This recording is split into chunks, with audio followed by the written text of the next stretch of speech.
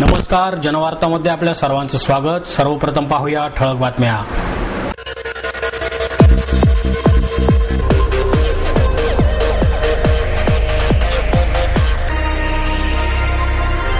लक्ष्मी रस्त्यावरील walking plaza विषय जरी मागे पडला असला तरी वाहतूक शाखेच्या वतीने या योजनेचा प्रयोग लक्ष्मी रस्त्यावर सुरू. जीवनात आलेल्या अपयशाने खचून न जाता सतत यशाकडे वाटचाल करावी आणि जिद्द ठेवून स्वप्ने बघावीत. सुपरस्टार शाहरुख खानने दिला पुणेकरांना संदेश. आणि 26व्या पुणे आंतरराष्ट्रीय मॅरेथॉनद्वारे स्त्रीभ्रूण हत्येच्या विरोधात जनजागृती तसेच मॅरेथॉन प्रायोजकांऐवजी खेळाडूंचे करणार ब्रँडिंग. लक्ष्मी रस्त्यावरील वॉकिंग प्लाझाचा विषय जरी मागे पडला असला तरी वाहतूक शाखेच्या वतीने या योजनेचा प्रयोग लक्ष्मी रस्त्यावर सुरू करण्यात आला आहे. वाहतूक शाखेने लक्ष्मी रस्त्यावरील बेलबाग चौक ते टिळक चौक या दरम्यानच्या डाव्या बाजूची दुचाकी पार्किंग बंद करून ही जागा पादचाऱ्यांसाठी खुली केली. शनिवार चौकात या अगोदरच ही योजना राबवण्यात आलेली आहे. या योजनेच्या धर्तीवरच लक्ष्मी रस्त्यावर हा प्रयोग राबवण्यात आला. अनेक पादचारी आणि विशेषतः ज्येष्ठ नागरिकांनी या प्रयोगाचे स्वागत केले.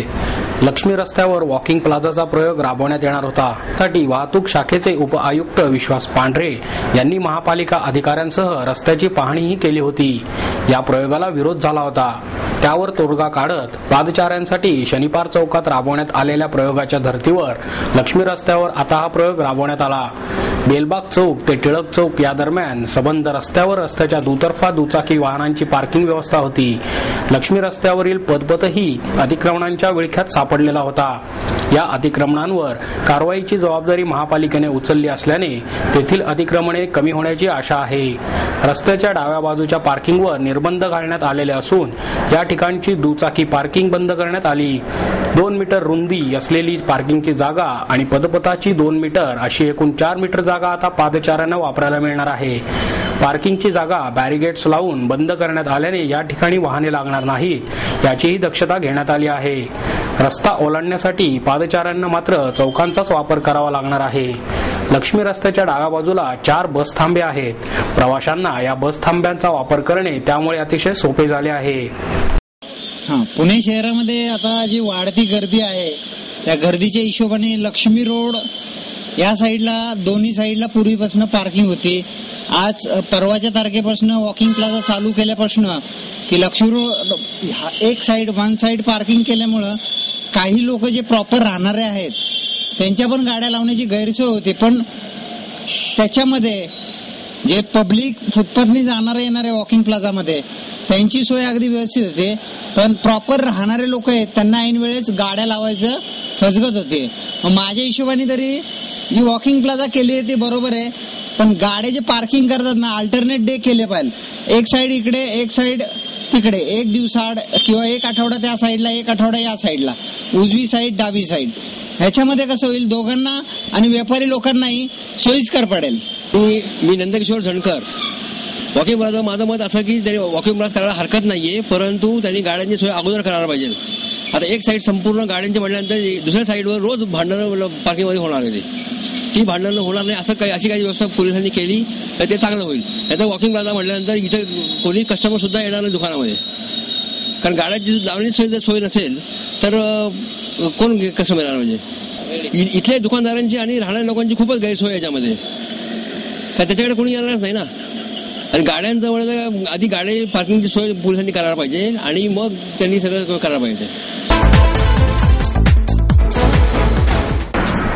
जीवनात आलेल्या अपयशाने खचून न जाता सतत यशाकडे वाटचाल करावी आणि जिद्द ठेवून स्वप्ने बघावीत असा संदेश सुपरस्टार शाहरुख खान याने पुणेकरांना दिला. तेजज्ञान फाउंडेशनच्या वतीने विश्वशांती महोत्सवांतर्गत गणेश कला क्रीडा रंगमंच येथे the source the power of happy thoughts या इंग्रजी पुस्तकाचा प्रकाशन समारंभ संपन्न झाला. या पुस्तकाचे प्रकाशन शाहरुख खान याच्या हस्ते करण्यात आले. यावेळी दिग्दर्शिका फराह सुलतान अहमद, समाजसेवक प्रकाश आमटे, तेजज्ञान फाउंडेशनच्या तेज विद्याजी, निर्मला शेंडेकर, डॉक्टर परांजपे, आशिष कदम आदी मान्यवर उपस्थित होते. जीवनात चांगले विचार अतिशय महत्त्वाचे असतात. त्यामुळे तरुणांनी सतत उत्तम कार्य करण्याच्या दिशेने वाटचाल करणे आवश्यक आहे. कोणाचे भले करायचे नसले तर वाईट करण्यासाठीही प्रयत्न करू नका. आवड असलेली गोष्ट मिळवण्यासाठी स्वप्न बघून ती पूर्ण करण्याकडे सक्षमतेने वाटचाल केली पाहिजे. इतरांसारखे बनण्याऐवजी आयुष्यात स्वतःला काय बनायचे आहे हे आधी ठरवण्याची गरज आहे. आरोग्य चांगले ठेवून आनंदी जीवन जगा असा सल्ला शाहरुख खान याने तरुणांना दिला. जीवन जगत असताना जमीन, घर, पैसा, गाडी मिळवण्याची हौस ठेवा. मात्र या गरजा पूर्ण झाल्यानंतर मानवतेचा दृष्टिकोन विसरून चालणार नाही. दुसऱ्यांच्या अपयशाचा विचार करण्याऐवजी स्वतःला कसे जिंकता येईल ते आधी बघा. पुस्तकांचे वाचन करून त्यातील महत्त्वपूर्ण विचार आत्मसात करावेत असा संदेशही त्यांनी दिला. कार्यक्रम सुरू असताना 2 वेळा वीज गुल झाल्याने प्रेक्षकांनी नाराजी व्यक्त केली. शाहरुख खान याचे भाषण सुरू असताना वीज गेल्यामुळे थोडा वेळ प्रेक्षक हिरमुसले होते. थोड्या वेळानंतर वीज आल्यानंतर प्रेक्षकांना कार्यक्रमाचा आनंद पुन्हा लुटता आला. जब मैंने अपना काम शुरू किया था तो मैं कोई भी बनना नहीं चाहता. मैं सिर्फ वो करना चाहता था जो मुझे खुशी मिले. अगर जो दिमाग में आपके आएगा, जो आपके दिल में आए, उस काम से आपको खुशी मिले. अपने माँ बाप के साथ बैठकर उनको समझाएं, क्योंकि कई बार मदर फादर बहुत स्ट्रिक्ट होते हैं कि नहीं खेलो मत, पढ़ाई करो. I think what you believe in, if you believe in yourself you will become yourself. It's not important to become a Shahrukh Khan और एन एक्स और YLG. किसी की तरह बनना बड़ी बात नहीं है. आई थिंक अपने आप से मुब्तला होकर अपने आप से खुश रहना, आई थिंक उससे बड़ी कोई भी ऐसे दुनिया में नहीं. Whoever you are, you're beautiful. That's what I believe. As a matter of fact, मेरे घर वाले मुझे बोलते हैं कि जो मैं सोचता हूँ मुझे बोलना नहीं चाहिए क्योंकि लोग बुरा मान जाते हैं कई बार. तो जब मुझे कुछ ऐसी चीज बोलनी होती है जो मैं सोच चुका हूँ लेकिन लगता है कि लोग बुरा मानेंगे तो मैं चुप हो जाता हूँ. बट अदरवाइज जो मेरे दिल में आता है मैं लोगों से बोल देता हूँ, क्योंकि मुझे ऐसा लगता है कि अगर जैसे छोटे बच्चे होते हैं घर में 7-8 साल के, वो अच्छी बात बोलें, बुरी बात बोलें, बढ़िया बात बोलें, घटिया बात बोलें, हमारे दिल को नहीं लगती क्योंकि उसमें सच्चाई होती है. And I truly believe if you can have the childishness in your heart, whatever you say will be considered all right. और अगर कुछ लोग बुरा मानते हैं तो कोई बात नहीं. 26व्या आंतरराष्ट्रीय मॅरेथॉनद्वारे स्त्रीभ्रूण हत्येच्या विरोधात जनजागृती आणि मॅरेथॉन आयोजकांऐवजी खेळाडूंचे ब्रँडिंग करण्यात येणार आहे. यंदाची पुणे आंतरराष्ट्रीय मॅरेथॉन येत्या 4 डिसेंबर रोजी होणार असून यानिमित्त होणाऱ्या चॅरिटी रनच्या माध्यमातून स्त्रीभ्रूण हत्येच्या विरोधात जनजागृती मोहीम राबवली जाणार आहे. या मोहिमेत आंतरराष्ट्रीय नेमबाज तेजस्विनी सावंत, राही सरनोबत, आंतरराष्ट्रीय धावपटू कविता राऊत आणि सुधा सिंग या सहभागी होणार आहेत. यंदाच्या 26व्या पुणे आंतरराष्ट्रीय मॅरेथॉनला चांगला प्रतिसाद लावत असून आतापर्यंत परदेशातील सुमारे 150 धावपटूंनी या स्पर्धेत सहभागी होण्यासाठी प्रवेशिका पाठवल्या आहेत. मात्र त्यातील 125 धावपटूंना संधी दिली जाणार आहे. याशिवाय विविध गटातून सुमारे 50,000 जण सहभागी होतील. चॅरिटी रनसह विविध गटाच्या प्रवेशिका 14 तारखेपासून उपलब्ध होणार आहेत असे पुणे जिल्हा ॲथलेटिक्स संघटनेचे अध्यक्ष अतुल चोरडिया आणि भारतीय ॲथलेटिक्स महासंघाचे सहसचिव प्रल्हाद सावंत यांनी सांगितले. यंदाच्या मॅरेथॉनमध्ये एकूण 25 लाख रुपयांची पारितोषिके दिली जाणार आहेत. गेल्या काही वर्षांपासून एड्स विरोधी जनजागृतीवर चॅरिटी रनच्या माध्यमातून भर देण्यात आला होता. मात्र यंदा स्त्रीभ्रूण हत्येच्या विरोधात जनजागृती केली जाणार आहे. त्यासाठी आंतरराष्ट्रीय खेळाडू कविता राऊत, सुधा सिंग, तेजस्विनी सावंत आणि राही सरनोबत या ब्रँड अँबॅसिडर असणार आहेत. स्त्रीभ्रूण हत्येविरोधात उत्कृष्ट घोषवाक्य तयार करणाऱ्या पहिल्या 6 जणांना पारितोषिके दिली जाणार आहेत. चॅरिटी रनच्या माध्यमातून जो पैसा जमा होईल त्यातून राज्यात वर्षभर 8 मॅरेथॉन स्पर्धा घेतल्या जाणार आहेत. त्यातून स्त्रीभ्रूण हत्येच्या विरोधात जनजागृती केली जाणार आहे असे सावंत यांनी सांगितले. माजी कुलगुरू राम ताकवले यांच्या अध्यक्षतेखाली विद्यापीठ विभाजनाचा अहवाल तयार झाला असला तरी मतभेदांमुळे हा अहवाल अडकून पडल्याची सर्वत्र चर्चा आहे. राज्यातील विद्यापीठांसंदर्भात निश्चित धोरणात्मक पावले उचलण्यासाठी डॉक्टर अनिल काकोडकर, डॉक्टर अरुण निगवेकर आणि डॉक्टर राम ताकवले यांच्या अध्यक्षतेखाली 3 समित्या नेमण्यात आल्या होत्या. काकोडकर समितीने त्यांचा अपेक्स समितीचा अहवाल शासन दरबारी सादर केलेला आहे. डॉक्टर ताकवले समितीचा अहवाल पूर्ण होऊन तब्बल 3 महिने उलटले आहेत. पुणे विद्यापीठाच्याच 2 माजी कुलगुरूंच्या तात्विक भूमिकांमध्येच अहवालाचे घोडे मात्र अडून पडल्याचे दिसून येत आहे. डॉक्टर अशोक कोळसकर यांनी या अहवालावर स्वाक्षरी करण्यासच नकार दिला आहे आणि त्यातील विनाकारण वाढवलेल्या तपशिलाबाबत आणि विद्यापीठ विभाजनाची प्रक्रिया तपशिलाने देणे आवश्यक आहे. त्याऐवजी विद्यापीठ विभाजन कशासाठी अशा तात्विक विषयांवर प्रस्तावना अधिक असल्याने स्वाक्षरी न देण्याची भूमिका घेतली आहे. डॉक्टर ताकोले यांच्या मतानुसार विद्यापीठ विभाजनासंदर्भात वेळोवेळी बैठकीही होत आहेत. त्यात वेळोवेळी सुधारणा केल्या आहेत. 3 वेळा सुधारणा केल्यानंतर अंतिम टप्प्यात स्वाक्षरी नाकारण्याची भूमिका योग्य ठरू शकत नाही. त्यामुळे त्यांनीही आता जितके सदस्य स्वाक्षऱ्या देतील त्यासह अहवाल शासनाला सादर करण्याचे ठरवले आहे. अधिकाऱ्यांच्या वतीने जिल्हाधिकाऱ्यांच्या तर्फे एक निवेदन सादर करणार आहे. त्या निवेदनामध्ये नामांतर आवश्यक का आहे, योग्य का आहे, मागणी करण्याची समाजाची भावना काय आहे या संदर्भामध्ये आपण निवेदनामध्ये भूमिका मांडलेली आहे आणि ते निवेदन आपण बुधवारी 16 नोव्हेंबरला माननीय जिल्हाधिकारी यांना सादर करणार आहे. आणि त्या निवेदनासोबतच आपण जिल्हाधिकाऱ्यांना म्हणजेच शासनास ज्ञानज्योती सावित्रीबाई फुले यांची प्रतिमा सप्रेम भेट देणार आहोत की त्यांचं लक्ष वेधण्याच्या दृष्टीने. अर्थातच हे धरणे आंदोलनापूर्वी किंवा धरणे आंदोलन चालू असताना पुणे विद्यापीठाने आणि महाराष्ट्र शासनाने कृती समितीला निमंत्रित केलं पाहिजे आणि नामांतरासंदर्भामध्ये कृती समितीची भूमिका शासनाने ऐकून घेतली पाहिजे ही आपली अपेक्षा आहे.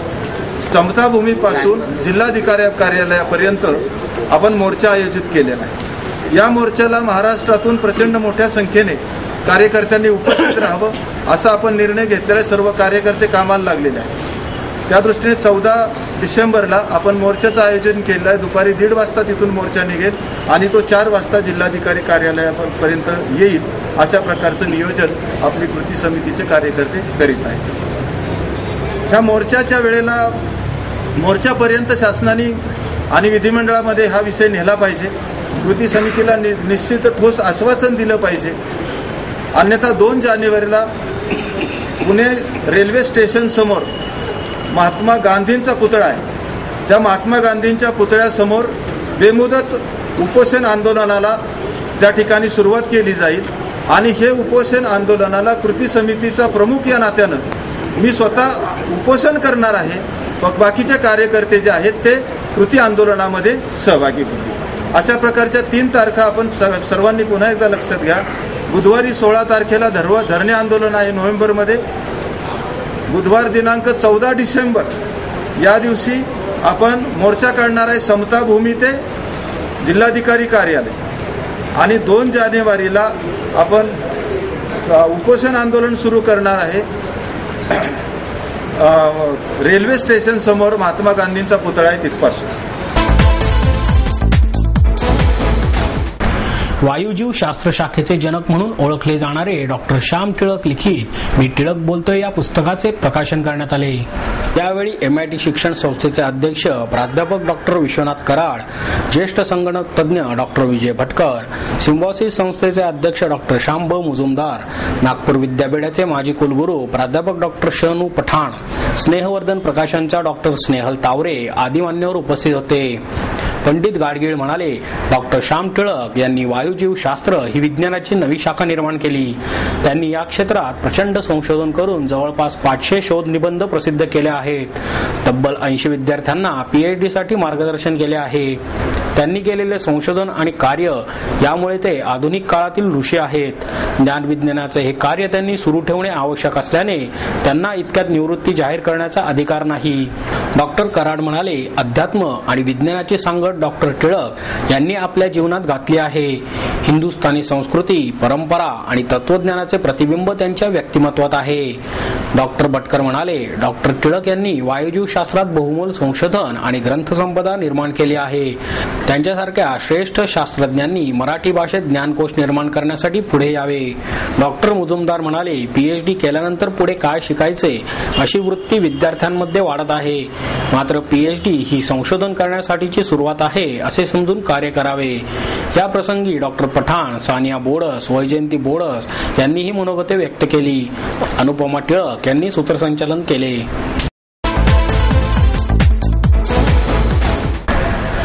गायकांना टाळ्या मिळाल्यानंतर आनंद होत असला तरी त्यांना त्यांच्या स्वरांवर विश्वास पाहिजे, म्हणजेच गाणे यशस्वी होते, असे मत ज्येष्ठ संगीतकार यशवंत देव यांनी व्यक्त केले. महानगरपालिका आणि साहित्यिक कलावंत प्रतिष्ठानच्या वतीने ज्येष्ठ साहित्यिक डॉक्टर गंगाधर पंतावणे यांच्या हस्ते पंडित यशवंत देव यांना वाग्यज्ञ कला गौरव आणि साहित्यिक मधु मंगेश कर्णिक यांना वाग्यज्ञ साहित्य गौरव पुरस्कार प्रदान करण्यात आला. पंडित यशवंत देव म्हणाले, संगीत ही आत्म्याची, हृदयाची भाषा आहे. ते शिकण्यासाठी शास्त्राबरोबरच कला आवश्यक असते. अनुभवाच्या आधारे मी संगीत शिकवतो. आजच्या युगात टाळ्या मिळाल्या की गायकाला आनंद होतो, मात्र त्या पलीकडे गायकाला आत्मविश्वास असला पाहिजे. त्यामुळे त्यांनी इतरांसारखे गाण्याचा प्रयत्न करू नये, स्वतःचा आवाज शोधून त्यावर परिश्रम घ्यावेत. कर्णिक म्हणाले, साहित्यामुळे समाज एकत्र येतो. कोणत्याही शहराची संस्कृती, तेथील रुग्णालय, कारखाने यामुळे मोठी होत नाही. त्यासाठी कलावंतांना सन्मान दिला गेला पाहिजे, असंही त्यांनी यावेळी सांगितले.